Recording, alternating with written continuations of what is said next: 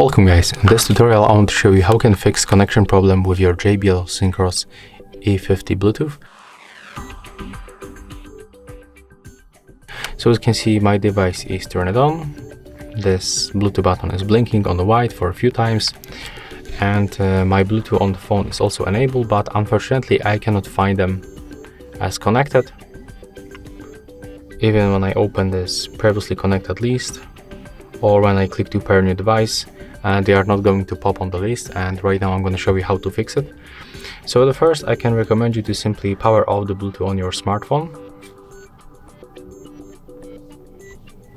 just like that. Next, click once on the Bluetooth button. When it blinks on the red, it means that our device is turned off, so click another time to power on and to move them to the pairing mode. As you can see, when we make it, this Bluetooth button is blinking on the red and the blue, on the red and the white, and it means that these headphones are visible to other devices.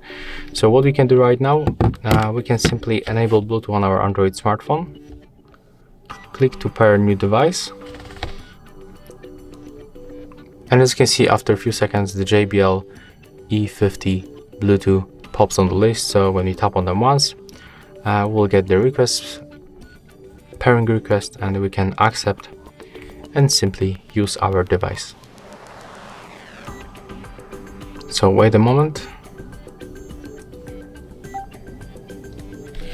and there it is. As you can see, we are connected, and that's one of the way how we can fix the connection problem of this device. So if this method works for you, please remember to leave a like under this video, leave a comment, and of course subscribe to our channel.